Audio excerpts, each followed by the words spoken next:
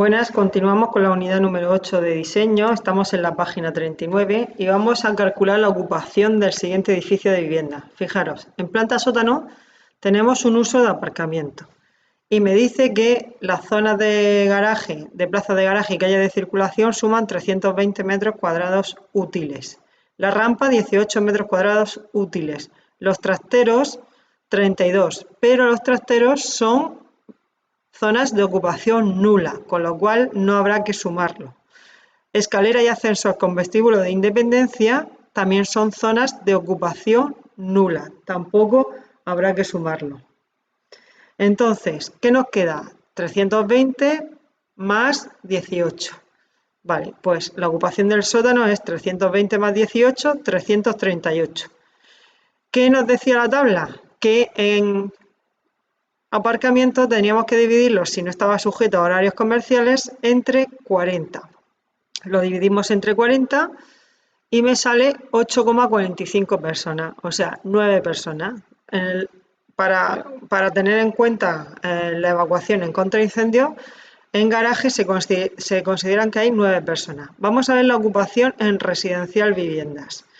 Vale, todo lo que no es uso aparcamiento tiene que ser uso vivienda, a excepción que hay otro uso. ¿Cuál es el otro uso que hay? El comercial, ¿vale? Tenemos un local comercial que tiene un uso diferente a vivienda.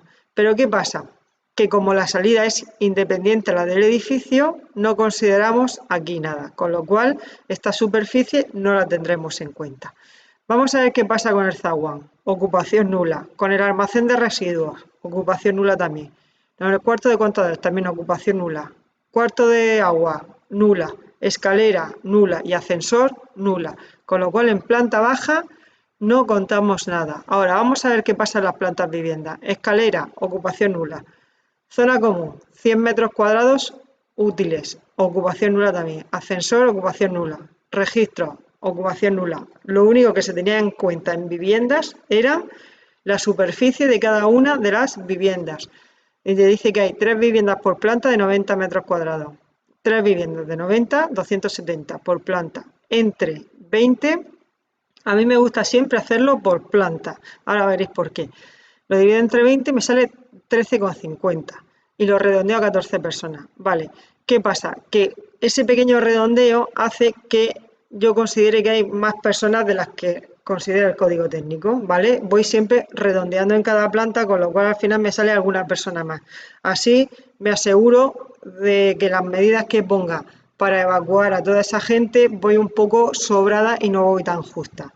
Vale, pues 14 personas por 3 plantas que tenemos de vivienda, 42 personas. Si yo sumo las 9 del garaje y las 42 de las viviendas, en total en el edificio se consideran que hay 51 personas. Vale, pues conforme a este, quiero que hagáis los dos siguientes ejercicios. Vale, ahora que sabemos el número de personas, ¿eso para qué me sirve? Primero para saber el número de puertas para salir de ese edificio. Y me dice que la ocupación no excede de 100 personas, o sea que si yo tengo 100, si me sale por cálculo 101, tengo que poner 2 puertas, ¿vale? Pero hay excepciones. ¿Cuáles son las excepciones? Justo un edificio residencial. Y es que para poner 2 puertas en un edificio residencial tiene que salirme la ocupación de ese edificio mayor de 500 personas. Vale, ¿y cuál es la otra excepción que tenemos aquí? Y es que si nosotros considerásemos que la salida, la rampa, es una salida del garaje, ¿vale? Para salir a la calle, entonces en el garaje no podría haber más de 50 personas. Lo normal es que no hagamos eso. Lo normal es que nosotros siempre salgamos por nuestro vestíbulo de Independencia, ¿vale? Entonces, en esos casos, o sea, en todos los edificios más de 100 personas. En edificios de viviendas, 500 personas. Y en garajes, si salimos por la rampa, 50 personas. Siempre que haya más de ese número, tendremos que poner 2 puertas, si no, una puerta de salida del edificio. Vale. ¿Cuándo más puede pasar esto? Vale, cuando no cumplamos el recorrido de evacuación, por ejemplo, en aparcamiento. Si yo me paso de los 35 metros en aparcamiento, tendré que poner la salida del vestíbulo Independencia y otra, ¿vale?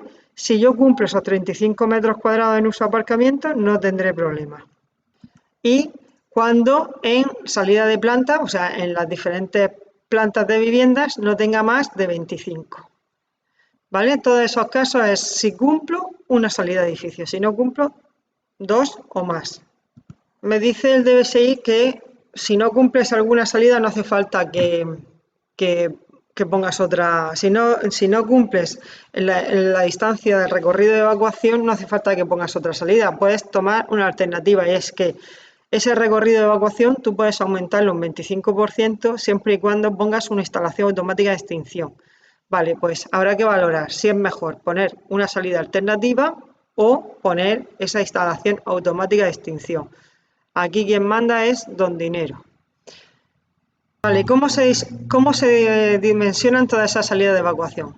Mira, imaginaros que en el cálculo me han salido que puedo salir por 2 sitios del edificio, ¿vale? O me obligan a tener 2 salidas del edificio. Bueno, pues a la hora de dimensionar ese ancho de esa salida, yo tengo que considerar que una de las 2 salidas está obstruida, que no se puede salir. Con lo cual es como si sobredimensiono esos anchos para poder salir del edificio. O sea, considero que aunque tenga 2 salidas, toda la gente va a salir por una. ¿Vale? Entonces, lo que me salga de ese cálculo se lo aplico también a la otra. Le hago la misma dimensión a la otra. ¿Vale? Entonces, fijaros, ¿qué tenemos aquí?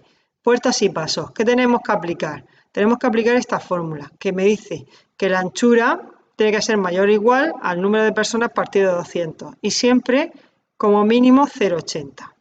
Vale. ¿Yo a qué conclusión llego con esta fórmula? Os la he puesto aquí abajo. Si aplico esa fórmula y digo que el ancho es igual al número de personas partido de 200 igual a 0,8, si yo despejo el número de personas me sale 160. ¿Qué significa eso? Que si yo tengo menos de 160 personas que evacuar, no me hace falta ni calcular esto. Sé que como mínimo va a ser 0,80. ¿Yo pondría 0,80 para salir del edificio? La respuesta es no. ¿Por qué? Porque tengo personas que pueden ser minusválidas y pueden salir en silla de ruedas. Yo me iría por lo menos a una salida de planta de 90 centímetros. Por lo menos salida del edificio, ¿vale? Esa persona minusválida, por ejemplo, no va a poder salir por puertas que vayan a una escalera porque no va a poder bajar por la escalera. Pero la salida del edificio yo por lo menos la pondría de 0,90. ¿Y qué me dice aquí? Que una puerta que sea salida nunca podrá ser mayor de 1,23. Es muy fácil, los niños y personas mayores quizás no puedan con el peso de esa puerta para abrirla, con lo cual muy grande no puede ser, pero es que tampoco puede ser pequeña, con lo cual menos de 0,60 no cumple con el DBSI y más de 23 tampoco cumple. Conclusión, nos vamos a mover entre 0,80 y 1,23. ¿Vale? Yo normalmente las salidas de los edificios las hago de 2 puertas. Una que es la que normalmente se abre, de 90, y la otra, pues la puedo poner más chiquitita, de 60, porque no va a ser para evacuar, va a ser para poder meter muebles y todo eso. Entonces, por lo menos que puedas abrir las 2 hojas de la puerta y puedas entrar y salir con muebles fácilmente. ¿Vale? Pasillos y rampas. Fijaros, aquí me dice que la fórmula es muy parecida a la otra, ¿vale? Y me voy a 1 metro, pero no le voy a hacer caso a esta fórmula. ¿Por qué? Bueno, sí se le voy a hacer caso, pero no le voy a hacer caso a este límite. ¿Por qué? Porque el DBSUA, accesibilidad, me dice que como mínimo los pasillos y las rampas deberán ser de 1,10. Entonces, si me voy aquí a calcularlo, A es igual al número de personas partido de 200 igual a 1,10, me sale que para que un pasillo sea mayor de 1,10, tiene que salir por ese pasillo 220 personas, ¿vale? Cuando tenga menos de 220 personas, no tengo que calcular nada, pongo 1,10. Vale, ¿qué pasa con las escaleras? Bueno, pues yo no voy a estar calculando con esta fórmula. ¿Por qué? Porque tengo una tabla y lo hago justo al revés. Me voy a ir a la tabla y después os explico la hoja anterior. Fijaros qué fácil. La tabla tengo aquí anotado una cosita. Dice, si el número de plantas es impar, porque tengo un número de plantas, 2, 4, 6, 8, 10. ¿Qué pasa si es impar? Bueno, pues normalmente cogeríais siempre el mayor, ¿no? Si sale 3, cogeréis 4. Bueno, pues en esta tabla vais a coger el 2, porque es mucho más restrictivo.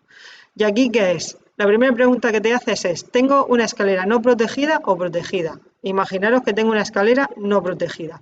¿De evacuación ascendente o descendente? Dice, venga, descendente.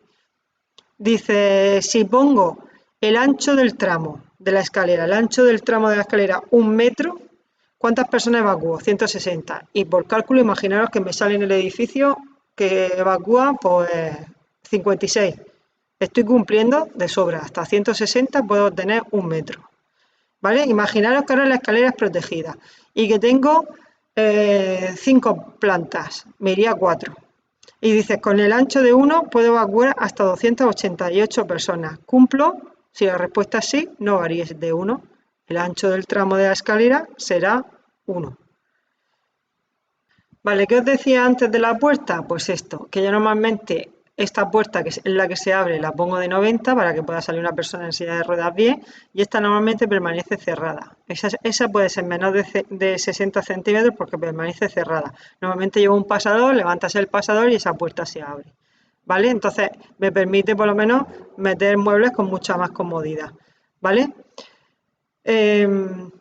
Normalmente las puertas de evacuación suelen ser abatibles, no valen esas de vaivén. Las típicas de las películas del oeste que entran al bar, esas no valen, ¿vale? Siempre tienen que ser abatibles y tienen que tener una manivela para poder abrirlas fácilmente.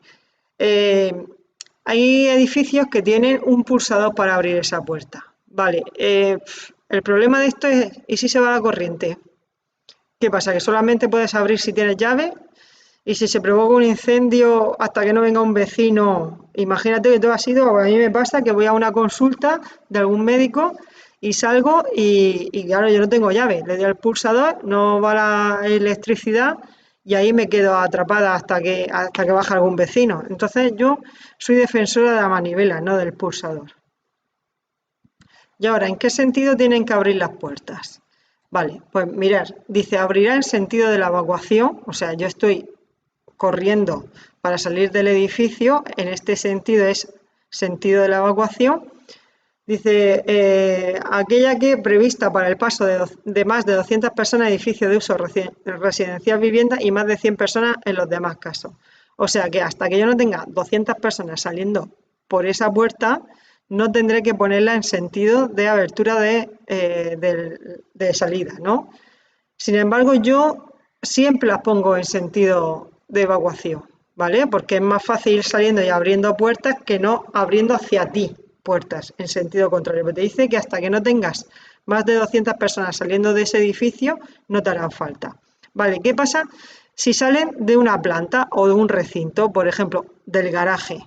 Pues te dice que si tienes menos de 50 personas en el garaje, no tendrás que ponerlas tampoco en sentido de evacuación, ¿vale? Las podrás poner en sentido en contra de la evacuación.